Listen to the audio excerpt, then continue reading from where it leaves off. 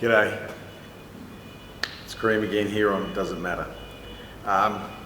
Today I want to talk a little bit about feelings.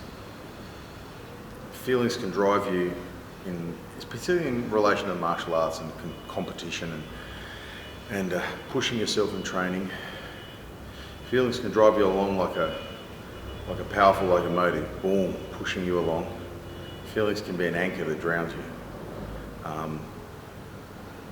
Life without feelings is colourless and meaningless as well, so you can't do without them. The problem with feelings are they come in many shapes and varieties and sizes and weights, and they have a distinct characteristics depending on what it is that you are feeling and what thoughts and beliefs they're attached to as well. A person training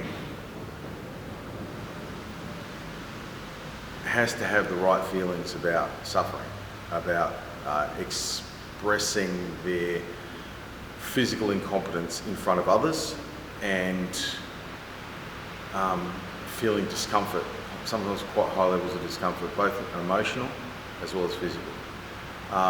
It isn't easy to go into a gym, particularly a martial arts dojo, and expose your incompetence to everyone.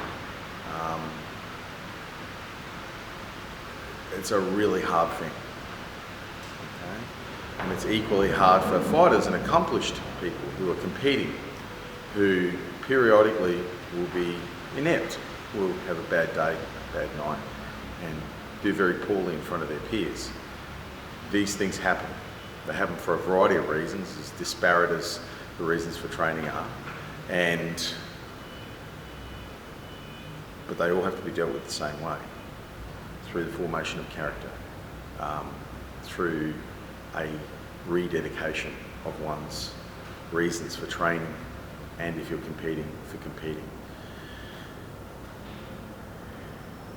You will feel in training some of the worst and best feelings you've ever felt in your life.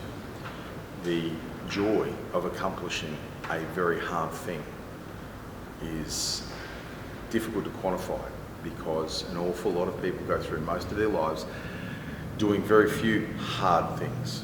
They avoid the hard things, and to some degree that's a derivative of the anthropology to avoid danger, to avoid extremely risky actions, because once upon a time there were no hospitals, there were no antibiotics, there were limited resources available to help or heal someone who had fallen afoul of their own decisions or just fate itself. So we have that anthropology in us still, and it drives most people to lead lives of quiet desperation rather than take a risk, whether it be in business or their education or their physicality or the way they think, the myriad of angles it can take. They will be conservative as a general rule in their choices. When you walk into a gym and start training, you're not being conservative, you're taking significant risks. You're opening the envelope wide and allowing a host of potential influences in, and that's always a hard thing to do, but it's driven by feelings.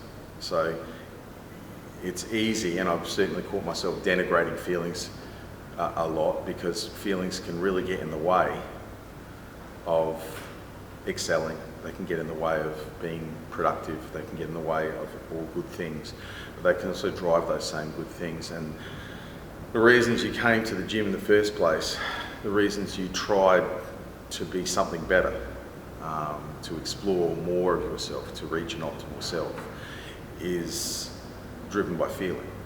So there are feelings that are useful and there are feelings that are not useful, and they don't fall into a strict category. Always feeling good, always feeling happy is not necessarily a good thing. If you did something that you should feel ashamed of, then feeling bad about it is a good thing. Feeling guilty and shame is a good thing, because it will drive you to address your behaviour. It will drive you to make a change in the patterns of behaviour and thinking that got you to make that poor decision or engage in that poor behaviour. Sometimes being really happy and forcing the positive tone is a way of glossing over shortcomings that you need to address. So it's not necessarily a good thing to be happy all the time. It's not necessarily a good thing to be sad. It's not necessarily a bad thing to be sad or to be upset. Again, suffering is part of life. Suffering is useful more often than not. So use it.